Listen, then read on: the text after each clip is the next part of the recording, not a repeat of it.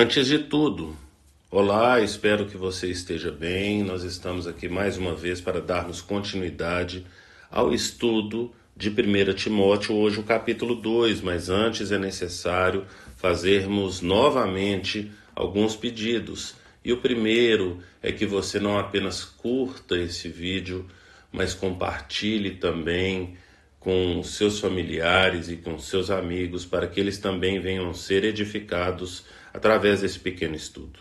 Pedimos também para que você adquira a Bíblia 365, porque nela você poderá ler um capítulo do Antigo Testamento, um capítulo do Novo Testamento, um salmo e um trecho de Provérbios. E temos pedido também para que você participe de pelo menos um dos estudos que disponibilizamos ali na igreja. Então, às segundas-feiras, às 15 horas, nós estamos lendo o Sermão do Monte com John Stott, às 15 horas, e às 20 horas nós estamos estudando o Panorama Bíblico, o livro de Gálatas. Na quarta-feira, às 19 horas, nós estamos estudando o Sermão do Monte, e na quinta-feira, às 14 e às 20 horas, nós estamos estudando o livro de Atos e a nossa escola bíblica aos domingos. Então, 8h30, a gente está estudando 1 Pedro, e às 17 horas nós estamos estudando o Evangelho de Mateus. Então venha e participe de pelo menos um desses estudos, porque certamente você será edificado através dele. E dito isso, então vamos para o nosso estudo de hoje, que é 1 Timóteo capítulo 2, a partir do versículo 1. A versão que eu tenho o costume de usar é a NVI. Então, se a minha tradução tiver um pouco diferente da sua, só para você ficar atento, a que eu uso é a NVI.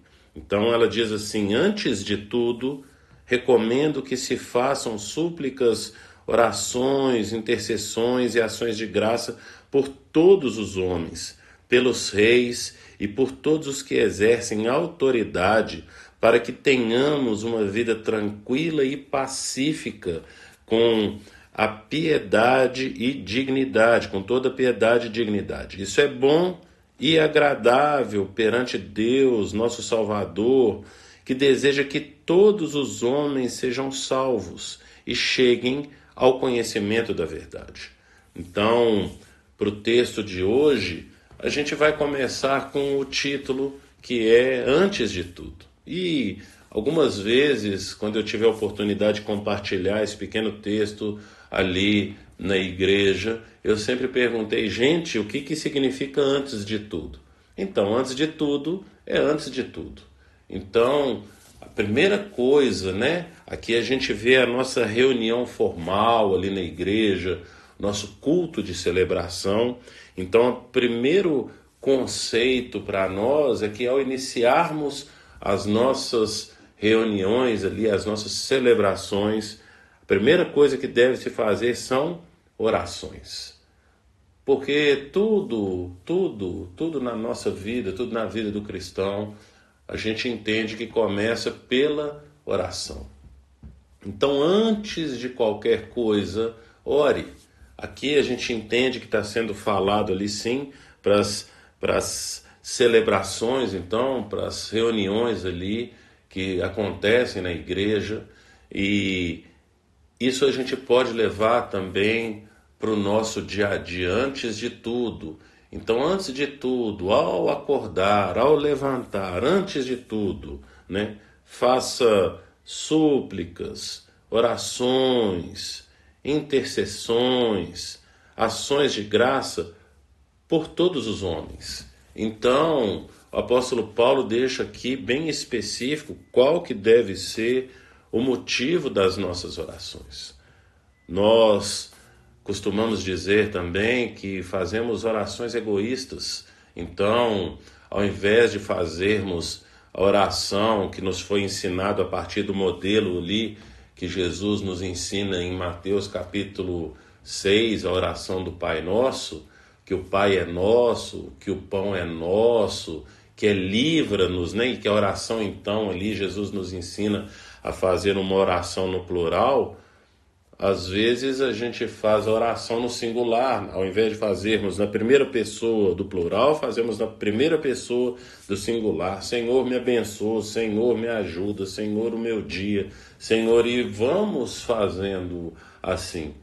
E precisamos entender que o que Jesus nos ensinou não foi para pedirmos, fazermos oração, que as nossas orações venham a ser simplesmente subjetivas, simplesmente pessoais. Não que nós não possamos fazer, tanto podemos quanto devemos colocar, porque também nos é ensinado que nós não devemos andar ansiosos por coisa alguma, mas em tudo colocar em nossas orações, né? Ali os nossos desejos, aquilo que tem então nos deixado ansiosos.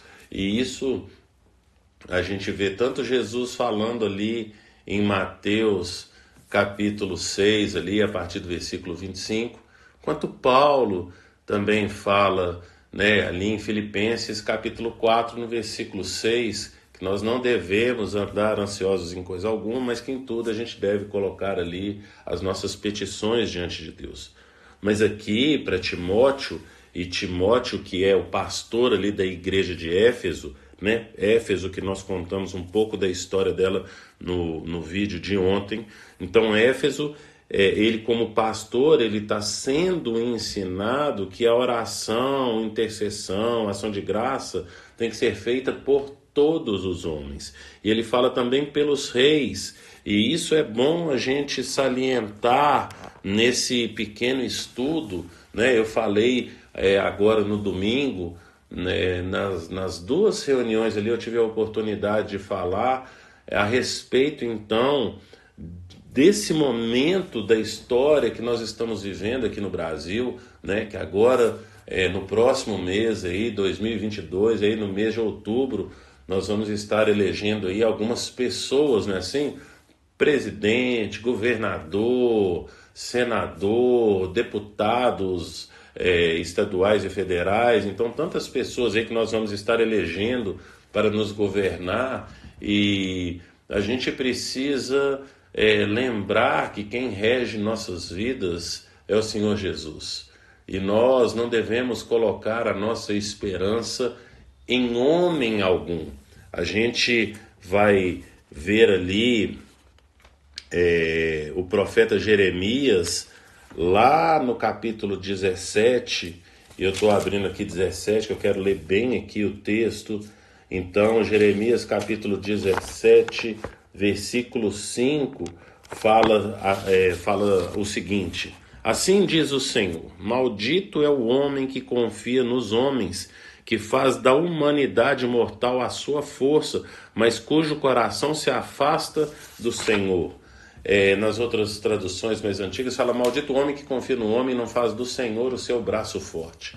A nossa força vem do Senhor, a nossa esperança está no Senhor. O nosso Messias é Jesus Cristo de Nazaré, e nós nunca, nunca devemos nos esquecer disso. Aqui fala que nós devemos orar pelos reis. Qual rei? Aquele rei que o Senhor colocar ali, porque como a gente já sabe, e está escrito ali no Evangelho de João, o homem não tem nada se do céu não lhe for dado. Então, quem coloca rei e quem tira rei é o Senhor, e a gente precisa ficar atento a isso, porque Deus vai colocar o governante ali que a igreja merece, porque a igreja precisa se voltar para Deus. Então, independente do resultado das eleições, de quem serão os nossos governadores, nós precisamos orar. A nossa função como igreja é orar. Nós não defendemos homem nenhum, nós não defendemos partido nenhum, nós defendemos o Senhor Jesus Cristo, e Ele também nem precisa da nossa defesa. Nós proclamamos Jesus. Se eu puder corrigir aqui minha fala, então, nós estamos aqui para proclamar Jesus e não defender nenhum homem e nenhum partido. Então lembre-se disso. porque é muito importante, que é isso que o texto fala. Então que nós devemos interceder por todos os homens e pelos reis. O rei que o Senhor colocar lá, nós devemos orar e interceder por eles, com orações, aqui fala súplicas, orações, intercessões, ações de graça, quer seja quem forem aí os nossos governantes, né? E ele vai falar então que por que a gente deve fazer isso? Para que a gente venha ter uma vida tranquila e pacífica. Não é a nossa atitude, é a nossa oração. A forma como Deus resolveu agir então aqui nesse mundo é através da oração. E ele continua falando no versículo 3 que isso é bom e agradável perante Deus. Então é disso que Deus se agrada. É das nossas orações por todos os homens, mas ali pelas pessoas que têm exercido o governo. E Paulo reforça isso no versículo 8, que eu não li aqui, mas que eu quero ler com vocês agora. Quero, pois, que os homens orem em todo lugar, levantando mãos santas, sem ira e sem discussões. Então, é orar, não é discutir e não é se irar, é orar.